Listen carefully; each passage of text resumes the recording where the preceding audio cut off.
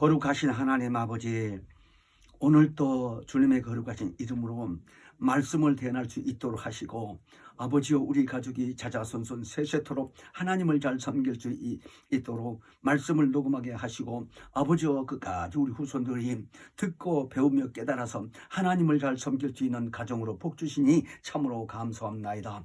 부족한 종 이 시간도 입술에 성령께서 역사하시고 주관하사 말씀의 지혜와 지식과 능력을 더하사 아버지 뜻을 증거하시되, 오늘은 특별히 또한 요한복음 1장 14절로 18절 말씀을 통해서 하나님의 영광이란 말씀을 아버지여 이해로 걸쳐서 증거하고자 하오니, 마치는 그 시간까지 성령께서 역사하시고 주관하여 주시기를 간절히 빌며 예수 이름으로 기도했습니다. 아멘.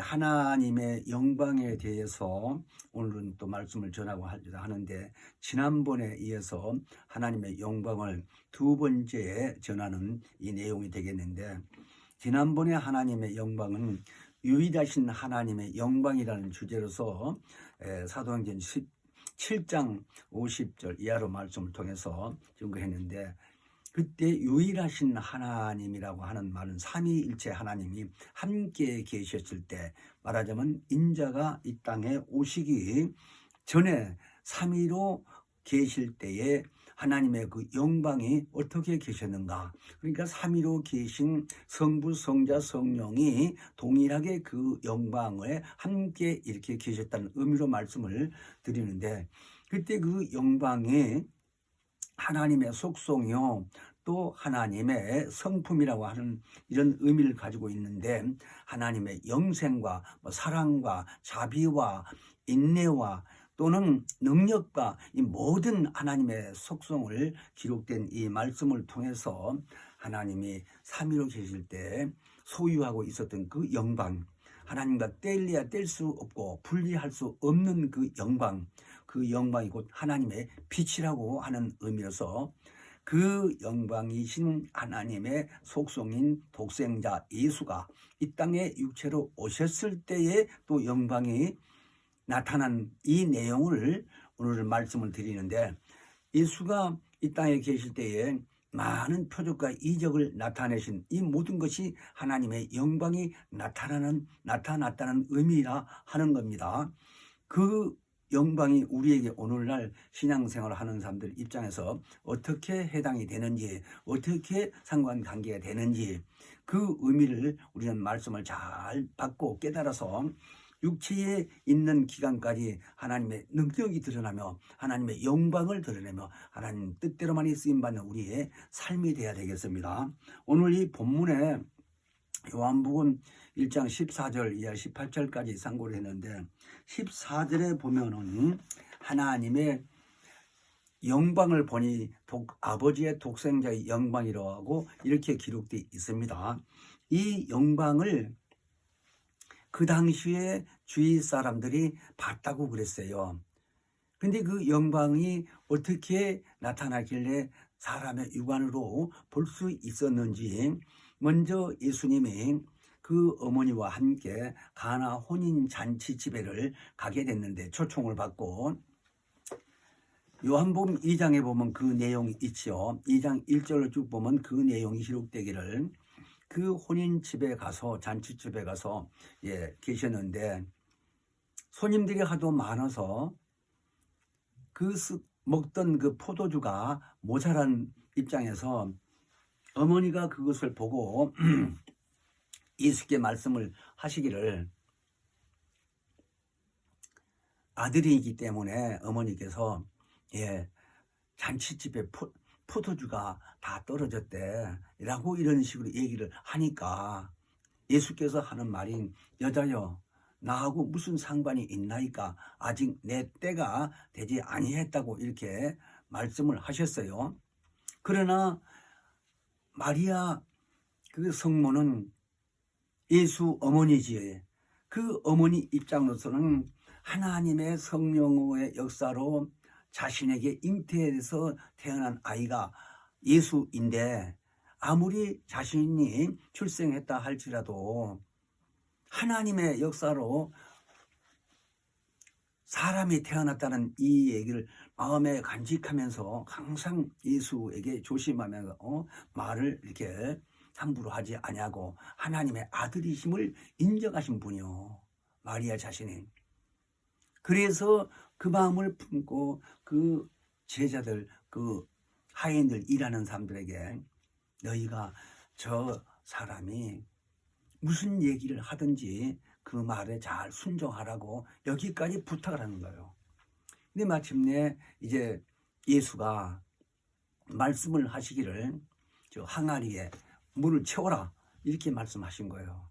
그러니까 그 항아리가 얼마나 큰지 내용은 몰라도 항아리라고 하면 우리나라 입장에서 김치도 담고 큰 항아리를 말을 하는 건데 6개가 있었다는 거예요, 그 집에. 그래서 그 빈 항아리 6개에다가 물을 채우라 이렇게 말씀을 하신 거예요, 예수가. 그래서 제자들이 열심히 물을 가득가득 채웠다라는 거예요. 채워 넣고 나니 예수님 하신 말씀이 이제 떠다 갖다 줘라 이렇게 말씀하신 거예요. 그러니까 그 제자들이 아까 어머니가 하신 말씀을 잘 기억을 하면서 그대로 순종을 한 거예요. 그러니까 그들은 맹물을 떠다가 항아리에 부었는데 이제 손님들에게 갖다 주라고 하니까 제자들은 그대로 순종해서 떠다 줬어요. 떠다 줬더니 먹은 사람들 입장에서는 맹물을 먹은 게 아니라 포도주를 마셨다고 요한복음 2장에 그렇게 기록하신 거예요. 그랬더니 연회장이라는 사람이 마침 그때 와 앉아 있었던지 그 연회장이라는 사람이 신랑을 부르더니 그대는 혼인집마다 보통 좋은 술을 먼저 쓰고 나중에 이렇게 좀 낮은 술을 쓰는데 이렇게 시간이 오후가 됐는지 늦은 시간이라고 늦은 이 시간까지 좋은 술을 쓰게 됐다고 하면서 칭찬하면서 포도주가 맛있다고 해가면서 이제 이렇게 칭찬을 한 거예요. 그러니까 그 먹은 사람은 분명히 포도주를 먹고 그 말을 한 거예요. 이때 그 광경을 하나님의 영광을 보니 이렇게 기록이 되어 있어요. 이 장에 쭉 이렇게 읽어보시면 자, 그래서 2장 1절로부터 쭉 읽어보면 11절에 가서 그런 말씀을 이렇게 기록되어 있는데 이 영광이 우리 지금 입장에서 봤을 때는 이적과 표적이라고 하는 거예요. 예수가 부활했을 때 하신 말씀대로 너희는 가서 전하라. 그랬을 때에 지금도 많은 사람들이 예수 이름으로 능력이 드러나고 표적이 나타나는 이런 것을 하는 말씀이 성경에 하나님의 영광이 나타났다고 했는데 예수님이 십자가에 달려 고난받기 이전에 한 번은 또 누가복음 19장에서 보면 산에 가서 그 당시에 베드로, 요한, 야고보 세 제자를 이제 데리고 산에 가서 기도를 하시는데 그 세 제자들이 보니까 그때 하나님의 아들이신 예수가 이 모든 형상이 변화됐더라는 거예요. 얼굴이 환해지면서 빛처럼, 그리고 입었던 옷도 빛과 같이 그냥 아주 밝고 환해졌다는 거예요. 근데 그뿐만이 아니라 딱 쳐다보는데 그런 광경으로 보이면서 그 옆에서 두 사람이 있어서 대화를 하는 걸 보였는데 한 사람은 엘리야고 한 사람은 모세라는 두 사람이 예수와 함께 대화를 하더라는 거예요. 근데 그때 빛나는 구름이 와서 거기에 확 우겨 싸고 있는 입장에서 음성이 나오는데 그 말씀이 하나님의 곧 음성인데 이는 내 사랑하는 아들이요 기뻐하는 자라 하면서 그 내용이 마태복음 17장에 보게 되면 너희는 저희 말을 들으라 하고 명하신 말씀이 들린 거예요. 근데 그때에 하신 말씀이고 그 광경이 너무나 기가 막힌 입장이죠. 사람의 생각으로는. 그래서 예수가 부활하시고 가신 후에라도 베드로 전서 후서 다 기록했을 때 그 후서 내용을 보게 되게 되면 그 크신 영광을 봤다고 기록을 했어요. 그때 산에서 기도한 광경을 자기 그 체험을 써가면서 하신 말씀이 그 큰 영광을 내가 봤다.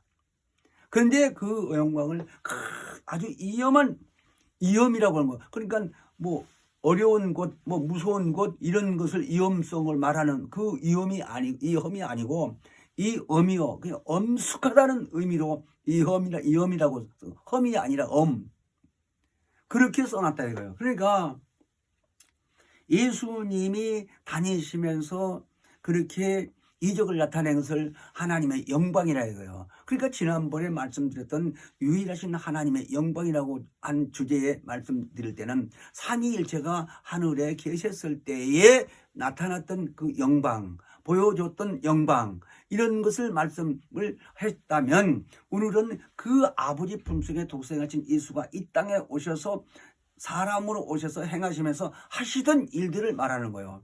그래서 한 번에는 요한복음 11장에 보게 되면 그 나사로라는 그 마르다 마리아 뭐 형제 남매들이 있는데 그 집에 자주 다녔던 분이요. 그 당시에 예수가. 근데 어느 땐가는 그 나사로라는 사람이 몸이 아파서 죽었다 이거예요. 한참 거기를 안 가셨던지. 그랬더니 한 번은 갔다니까 그 누이 동생들이 울면서 주님이 우리 집에 오셨더라면 우리 오라버니가 안 죽었을 거라고 우는 거예요. 그래 같이 울었다 이가 슬퍼서. 그래서 어디다 뒀냐니까 벌써 죽은 지 나흘이 돼서 장사 지냈다고 이렇게 가보자. 가신 거예요. 산소를. 무덤에 가봤다 이거예요. 그 무덤에 가셔서 예수가 그 곳을 가시면서 이런저런 얘기를 하는데 그 중에 하신 말씀이 너희가 내 말이 너희가 믿으면 아버지의 영광을 보리라 말씀하지 않았느냐라고 얘기를 하시면서 가니까 마리아는 예수가 이 다음에 오실 때에 그 영광을 알아듣고 그때에는 우리가 다 알고 있다라고 하는 이런 의미인데 예수는 그런 말을 하지 않고 그 죽은 지 나흘이 되신 나사로가 시체가 살아난다는 것을 영광을 보리라 이렇게 하신 말씀을 몰랐던 거예요. 무슨 의미인지를. 그 산소 앞에 다가서 하나님 아버지께 기도하시고 예수가 큰 소리로 부르면서 나사로야 하고 일어나라 뿔떡 일어나 나온 거예요. 그러니까 사람이 죽으면 이 죽은 시체에 베옷을 입히고 이렇게 감고 마포로 그리고 이렇게 해서 이제 묻는데 이제 땅속에 묻고 이제 뭐 화장터도 가고 이런 게 장사인데 그 배로 동인 채 뻘떡 일어나 나오니까 풀어나 다니게 하라 이렇게 말씀하신 거예요. 그러니까 죽은 지 나흘이 돼서 냄새까지 난다고 마르다는 그렇게 말한 거예요. 벌써 썩어서 냄새가 난다고. 그러나 그 말을 듣지도 않고 예수가 기도하고 그대로 나사로야 하고 부르고 나오라 하니까 뻘떡 일어나 나왔다 이거. 우리 인간의 생각으로 감히 이해가 되겠느냐 이거요.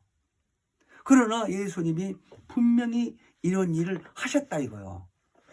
그러니까 우리는 지금 예수님이 하나님 품에서 독생하신 그 아들로서 이 땅에 오셔서 이 얘기하신 내용을 잘 기억을 해야 돼요. 예수가 어떤 분이시기에 그런 이적이 죽은 자도 살아나고 맹물로 포도주 만들고 이러한 것을 말씀하시면 그대로 됐을까? 라는 것을. 그래서 이 성경을 보게 되게 되면 요한복음 5장 26절에 보면 아버지께서 자기 속에 생명이 있음 같이 그 아들 독생자 아들에게도 생명을 주어 그 속에 있게 하셨다라고 그렇게 기록되어 있어요. 그러니까 하나님의 영광과 생명은 동일하신 거예요.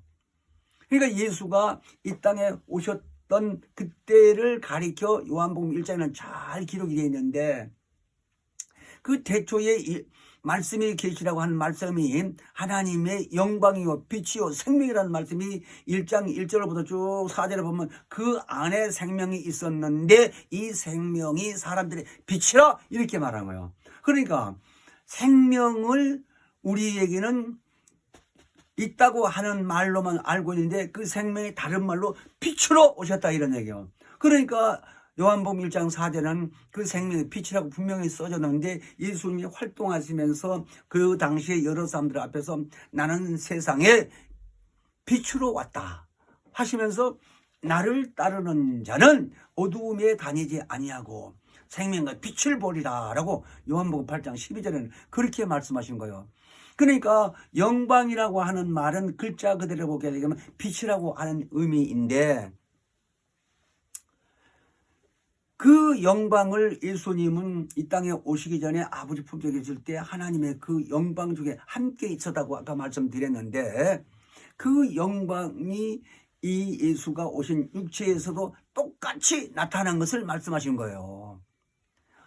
아버지 품에 있을 때 그 신이신 하나님께서 영광을 나타낸, 그러니까 하나님이신 그 신은 볼 수는 없어도 사람의 육안으로 볼 수 있는 것은 빛은 볼 수 있다 이 말이에요. 영광은 볼 수 있다 이 말이에요.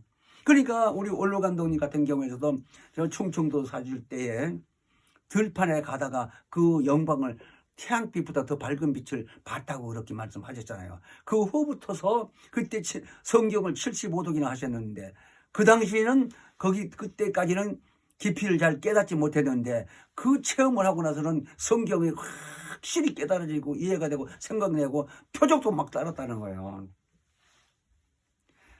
자랑이 아니라 나도 그전에 순범교회 오살리 기도원에 가가지고 일주일 동안 금식하고 새벽마다 일어나서 그 굴에 들어가서 기도하는데, 하루는 가서 세수하고 그 기도 구례를 가는데 아무도 안 일어났어. 내가 일찍 일어났었나 봐요. 근데 거긴 전기불도 없는 거예요. 굴이. 이건 토굴인데. 그러니까 들어가면 컴컴하지. 혼자 기도할 수 있는 입장이니까. 근데 한참 기도를 하는데 이 굴 속이 순간에 환해지는 거예요. 눈 감고 기도하는 사람이 얼마나 환해지는지 눈이 이렇게 비칠 정도로. 그래서 깜짝 놀라서 눈을 떠가지고 보니까 아무것도 없는 거예요. 아, 하나님이 역사하시나 보다 생각이 들어서 다시 또 기도하고 그랬는데, 기도하고 나오는데 그렇게 기쁠 수가 없어. 잊어지지가 않는 거야. 지금 몇십 년 전 얘기인데 나도 그 얘기가. 그래서 이런 말씀이 감독님을 통해서 기록한 책들을 보고 내가 또 성경 확인해보고, 아, 이런 게 이렇게 됐구나 하고 깨달으니까 내가 이렇게 내 것으로 삼고 많이 이 얘기도 하고 그러는데, 정말 이 영광이라는 체험을 하게 되면 태초에 하나님이 스스로 계셨을 때에 이 영광이 어떤 것이란 거. 그러니까 감독님 말씀대로 속성이요 성품이다 이거요. 그 성품을 사람들도 성품인데 성품하고 몸하고 분리할 수 있어요? 그렇지 못하는 것처럼 하나님이 그렇게 그 영광이 함께 계시다는 거예요. 근데 하나님이 무소부재하시다고 말씀하실 때에 세상에 어디든지 안 계신 곳이 없다고, 그러니까 어떤 사람이 그럼 지옥에도 있느냐고, 감독님 말씀이 그 전에 지옥에도 관리한다는 거예요. 형무소 예를 들면서 대통령 입장에서 봤을 땐 대통령이 다 전국을 다 관리하는 것처럼, 법을 다 다스리는 것처럼 하나님이 지옥도 하나님 뜻 가운데서 다 지배하고 있다라는 거예요. 그게 다스리는 거지 말하자면. 그런 의미로 말씀을 우리가 들었는데, 어쨌든 이 영광이라는 의미를 잘 깨달으면 그 영광이 우리에게 오늘날 어떻게 해당이 되느냐 이 말이요. 그게 이제 결론적으로 유익한 거지. 그러니까 아까 나사로도 죽은 지 나흘이 됐는데도 결국은 예수가 가서 살리는 것을 봤을 때, 우리 지금 살아있는 자는 예수님이 뭐라고 그랬느냐면 요한복음 11장에 보면 25절로 나는 부활이요 생명이다 라고 말씀하시면서, 누구든지 나를 믿는 자는 죽지 않고 죽어도 다시 산다 이렇게 얘기를 하시면서, 무릇 살아서 있는 자는 영원히 죽음을 맛보지 않는다는 거예요.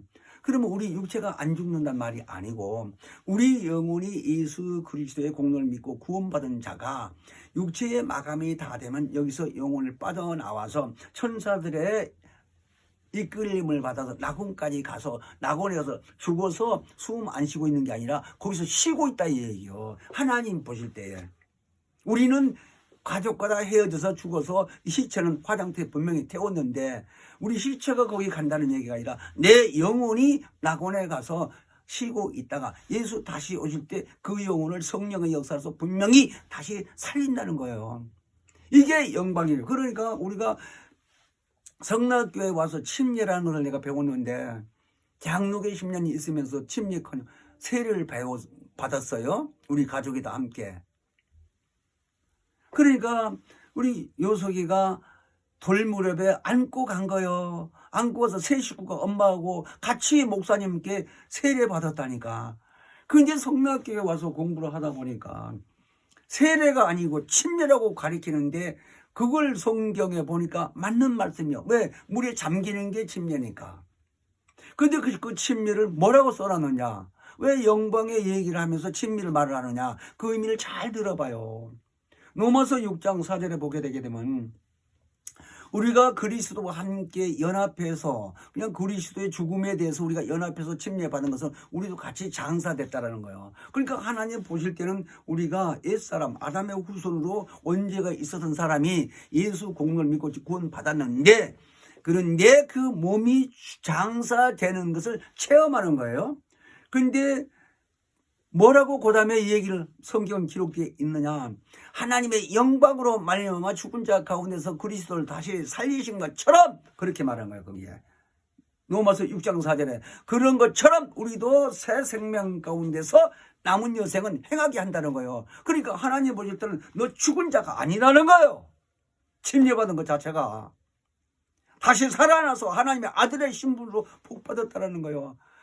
이런 사람을 그대로 지속해서 육체 마감이 끝나면 영원히 복받은 자로서 하나님의 자녀의 신분으로서 가는 거예요. 그러니까 자녀의 신분으로서 우리가 이 땅에 사는 육체의 기간 동안에 예수 이름으로 명할 때 귀신도 나가고 각색병자가 예수님 이적이 나타나는 것처럼 우리도 그렇게 된다는 거예요. 나 같은 사람은 경험을 했을 때 성락교 와서 지금 30년, 40년이 다 돼가는데 정신질환자가 우리 교회에 와서 신앙생활 한다고 왔다 갔다 하는데 목회자들한테 욕을 하고 삿대질하면서 그렇다고 두드려 팰 수도 없는 것이고 교회에 온 사람인데 붙들고 이 얘기 저런 얘기 하다 보니까 이제 알게 돼가지고 이런 사람 고쳤어요. 횟수로는 한 2년 걸렸지. 금방 귀신 쫓는다고 해서 나가는 것도 아니고. 그래서 그래도 일주일에 한 번 아니면 두 번 만나가면서 하나님의 말씀을 계속 양육하면서 귀신 들어오면 또 쫓아내고 또 기도하고 또 말씀도 전하고 이렇게 하다 보니까 그 사람들 말이 이구동성으로 어떤 여자 어떤 남자 여자도 한 사람 고치고 남자도 두 사람 고쳤는데 속이 시원하다는 거예요. 그러니까 생명의 말씀이 이렇게 전하다 보면 빛으로 들어가는 거 말하자면 오늘 영광 중에서 빛으로 예수가 빛으로 오셨다고 그러니까 이런 말씀 전할 때 듣는 그 사람 장로님 속이 시원해요. 내가 알겠어. 내가 느꼈어. 근데 그 사람이 그렇게 얘기하는 거예요. 하나님 말씀을 들어다 보니까 눈이 땡그랗게 쳐다보면 속이 시원해요. 말씀을 받아 먹는구나. 내 속으로는. 그래서 꾸준히 공부를 한 거예요. 그랬더니 시집도 갔잖아. 어떤 사람 장로교에서 있다가 어머니하고 같이 있다가 한 2년 이상 이렇게 우리 교회 다니면서 있다가 고침을 받고 갔어. 자기네 교회로. 지금도 22살 먹은 청년을 만나서 지금 정신질환자 지금 많이 좋아졌어. 지금도. 얼마나 감사해. 내가 의사요? 내가 예수요? 그거 아니잖아요. 근데 이런 걸 깨닫고 보니까 그런 이적이 나타난다 이거예요. 왜? 하나님 말씀을 전하다 보면 누가 역사하신지 성령이 그걸 나는 안다 이게 성령이 역사하신 걸. 왜? 너무 기쁘고 막 힘이 나니까 내가 언젠가는 6시간 내가 말씀을 전했어. 우리 교회에 있던 어떤 여자 집사님이 신천지로 가고 찾으러 가가지고 만나가지고 그 문 앞에 나와가지고 저 아파트에서 만났는데 큰 길 옆에까지 나와가지고 거기 서서 얘기하는데 6시간이요. 점심 먹고 와서 만나서 만나서 얘기하는데 허기 가지고 배가 고파 시간을 보니까 6시가 됐어. 그럴 줄은 막 전한 거예요. 그런 힘이 어디서 나냐요. 이게 성령의 역사야. 그래서 영광이라고 하게 되게 되면 이 영광이 하나님의 빛이요 곧 우리말로 능력이 나타난다 이 말이요. 그러므로 우리 영광은 하나님의 영성이요 우리 감독님 말씀하시던 하나님의 속성이라고 하는 말을 잘 이해를 하게 되면 성령 받고 방언만 하는 게 아니라 성령을 소멸치 말라고 데살로니가전서 5장 19절에 그렇게 말씀하셨는데 그 소멸치 말라는 말씀은 우리 원로 감독님 이 고무풍선에 바람 빠진 애를 얘기하시더만 풍선이 바람에 잔뜩 들어져서 뭐 가만히 바닥에 놔둬도 움찔움찔 하잖아. 바람이 잔뜩 들었으니까 공중에 이렇게 올리면 뭐 날아가는 건 당연하고 방바닥에 놔도 그렇다 이거요. 근데 바람이 쏙 받아보면 가만히 있잖아. 그런 의미다. 그러니까 성령 소멸하면 역사를 안 하면 힘이 없어. 자기 체험이 없어진다 이거요. 자, 그래서 이 기록된 에베소서 4장 30절은 성령을 근식케 하지 마라. 너희가 그 구원의 날까지 인치심을 받는다는 거예요. 우리 지금 구원받았다 해서 구원이 완성된 건 아니잖아. 육체가 이 육체로 하늘나라를 가는 게 아니기 때문에. 그래서 예수님이 이 땅에 계실 때에 요한복음 5장 44절에도 그 제자들에게 그냥 제자들이 서로 먼저 되려고 예수님 곁에라도 먼저 가보려고 어떤 어머니는 자기 아들들이 이 다음에 어떻게 되겠느냐고까지 우편에 뭐 좌편에 앉게 해달라고 하니까 어머니가 자기 아들들 제자들 되다 보니까 그는 욕심이 갈 수밖에 없지. 그게 사람의 생각이거든. 근데 예수님 뭐라고 말씀했느냐. 너희가 서로 영광을 차지하기 위해서 서로 싸우거니와 유일하신 하나님께서 오신 그 영광을 구하지 아니하니 어찌 나를 믿을 수 있겠느냐. 이렇게 요한복음 5장 44절에 말씀하시는 거예요. 그러면 그 영광이라고 하는 말 자체가 예수께서 주신 영광, 곧 하나님이 우리에게 주신 영광이 이쪽과 표적이 나타난다 하는 말씀으로 이해를 하시라 이 말이에요. 그러니까 오늘날 진리 안에서 거하는 신자들이 성령의 역사에서 많은 이적이 나타나는 것을 철제시키고 뭐 방해하고 해방하는 사람들 말할 것도 없고 우리 성락교회 같은 입장에서는 이 일이 당연히 드러난다고 요즘에 특강하면서도 얼마나 많이 말씀을 하시냐고요. 우리 올감님께서. 그러니까 우리는 이 의미를 잘 깨닫고 정말 이 땅에 사는 육체의 기간 동안에는 하나님의 말씀에 순종하면서 그 이적과 표적이 따르지 않는 것은 자기가 기도하지 않는 것이고 열심히 기도하고 말씀의 권위를 인정하다 보면 당연히 주님 말씀하신 대로 그런 표적이 따른다 이거예요. 근데 지금 우리가 인간이 살고 있는 우주 안에 지구상에 말하자면 우주라는 것은 뭐 하늘과 땅 이 은하계를 통해 시작해서부터 이 안에를 말하는데 지구는 우리 인간이 살고 있는 이 지구 그러니까 이 전체 안에 활동하고 있는 마귀 기기가 얼마나 많으냐 귀신들까지 포함해서 불신자들의 사후 존재라고 한다면 그 마귀라고 하는 불의가 드러난 천사들은 하늘에서 보좌 앞에서 하나님 앞에 불의가 드러나서 그것도 하나님 보고 불이 드러나는 게 아니라 그 보좌 앞에서 여호와의 사자가 관리를 하고 있는 입장에서 너만 거기서 영광을 받겠느냐라고 속의 마음에 부정적인 생각을 가진 것을 가리켜 불이라고 한 거예요. 그냥 그런 마음을 가진 이 천사들은 다 이 안에 떨어져 가두어져 있는 상태인데 창세기 1장 2절에 보면 이 흑암이 공허하고 이렇게 섞여 있는 이런 상태에서 가두어 놓고 그 밖에는 저 우주 밖에는 물이 있다고 하는데 하나님의 선한 천사들이 수면을 운행한다고 그런 거예요. 그러면 우주 밖으로 나가지 못하도록 지키고 있다는 의미인데 그 선한 천사들이 불의가 드러났을 때 여기에 가두어지게 됐을 때 하나님의 영광을 다 상실했다는 거예요. 그러니까 그 불의가 드러나지 아니한 선한 천사들은 지금도 하나님 영광 중에 그하심으로 우주 안에까지 우리 기도 응답을 가지고 올 뿐만 아니라 기도 응답을 또 가지고 왕래하는 것을 하나님의 영광으로 순간에 왔다 갔다 한다는 거예요. 그러니까 지난번에 유일하신 하나님의 영광이라고 말씀드릴 때 그때의 그 영광의 속도 초월한다는 의미를 내가 말씀을 드렸는데 그러니까 번개가 아무리 이 지구상에서 번개를 우리가 봤을 때 반짝반짝 했을 때 이 세계를 우주가 아니라 지구를 7바퀴 반 돈다고 하니까 한 바퀴가 한 둘레가 4만 킬로미터면 30만 킬로미터인데 그걸 순간에 깜빡깜빡할 때 돈다 할지라도 그 하나님의 영광을 감히 비교가 안 된다는 거예요. 속도를 말하자면. 그러니까 그보다도 수억 배나 빠른 쉽게 말하자면 나는 그렇게 생각하는 거예요. 이 사람이 키가 크든 적든지 간에 자기 발끝부터 머리끝까지 신경이 다 연결되어 있기 때문에 발가락을 손톱으로 꼽는다 하면 금방 뭐 발을 찔렸다면 발을 찔렸구나 이렇게 알게 되는 것처럼, 그거 시간이 없는 것처럼, 아무리 키가 커도 2m가 넘어서도 그거 아이고 한참 비가 흘리면 언제 이랬지? 이렇게 하는 건 아니잖아. 그 신경이.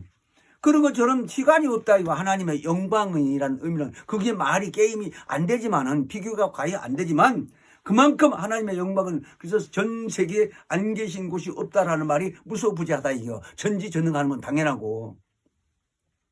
그런 의미로서 이 영광이 우리에게 주어진 거예요. 근데 말씀을 잘 깨닫고 우리가 말씀을 이해라고 자기 것으로 삼고 그 말씀의 권위를 인정하면 하나님이 그 마음을 보시고 예수 전할 때마다 성령의 역사서 능력이 드러나게 돼 있다 이거. 그런데 이 우주 안에는 그 가두어진 천사들이 그 영광을 상실했다 할지라도 본래 천사로 영적 존재로 지음을 받았기 때문에 우주 안에서 순간에 왔다 갔다 한다 이 말이요. 우주 밖에는 못 나가도. 그런 입장에서 지금 오직하면 성경은 우는 사자가, 배가 고파서 우는 사자들이 댕기는 것처럼 마귀가 우리를 삼키려고 그렇게 돌아다닌다는 거예요. 그러니까 귀신 쫓아보니까 우리 교회에서 지금 매주 주일날 1시 반에 시중에서 기도 모임을 갔는데, 기도 모임을 하고 나중에 이제 축사를 하고 있는데, 많은 사람들이 그냥 매주 와서 축사를 받게 되는데, 장로님들 며칠 거기서 그 일을 하게 되는데, 참 정말 감사해요. 감사해. 벨놈 귀신 다 있어. 그래서 이 귀신들을 쫓는 일이, 이 영광을 알고 하나님의 말씀의 권위를 인정하는 사람하고 그냥 예수의 이름으로 귀신 쫓아 나가게 되는 사람들하고는 차이가 다르다 이거요. 내가 해보니까. 그러므로 우리는 이 다음에 영광이라고 하는 의미를 잘 깨달아야 되려면, 부활해서 하늘나라를 가게 되면 계시록 21장에 보게 되면 하나님의 그 영광으로, 해도 달도 거기는 없고 하나님의 영광으로 영원토록 비치고 밤낮이 없다 이거요. 그런 곳에 우리는 지금 가야 되는데, 이 땅에 살 때에 꼭 이 성경을 통해서 우리는 히브리서 1장만 보더라도 3절에 보면 예수가 이 땅에 하나님의 영광의 광채로 오셨다는 거예요. 인자로 오신 분을 몸으로 왔다 이 얘기인데, 영광의 광채로 왔다고 하는 의미를 잘 기억하고 항상 기도할 때마다 성령을 사모해서, 성령의 역사가 아니면 고린도전서 2장 10절에 보면 하나님의 성령이 하나님의 깊은 것을 통달하신다는 거예요. 통달이 올로 감독님이 말씀하시기를 훤히 막힘이 없이 다 안다는 거예요. 하나님의 뜻을. 왜? 성령이 하나님과 함께 계시고 지금도 아버지께서 나오신 진리의 성령이 오셔서 우리 안에서 그걸 생각나게 하고 기억나게 하고 증거하게 할 수 있는 분이 성령이요. 그러므로 하나님의 영광이 드러나는 것은 이적과 표적이 따른다 이런 말이에요. 자, 기도하고 마칠게요. 시간이 다 됐으므로. 생명의 근원이 되신 거룩하신 하나님 아버지, 길이요 진리요 생명이 되신 하나님, 우리에게 영광을 주시고 우리로 하여금 주 예수 이름으로 명할 때마다 다른 표적과 이적이 나타나게 하므로 하나님 살아계심을 만민 앞에 증거할 수 있도록 하시니 참으로 감사옵나이다. 아버지와 나와 내 가족이 세세토록 찾아섬 하나님 영광문에서 의의 병기로서 임받는 가정이 되도록 복을 허락하여 주시옵소서. 감사드리며 예수 이름으로 기도했습니다. 아멘. 하늘에 계신 우리 아버지, 이름이 거룩히 여김을 받으시며 나라 임하옵시며 뜻이 하늘에서 이룬 것 같이 땅에서도 이루어지이다. 오늘날 우리에게 일용할 양식을 주옵시고 우리가 우리에게 죄 지은 자를 사하여 준 것 같이 우리의 죄를 사하여 주옵시고 우리를 시험에 들게 하지 마옵시고 다만 악에서 구하옵소서. 나라와 권세와 영광이 아버지께 영원히 있사옵나이다. 아멘.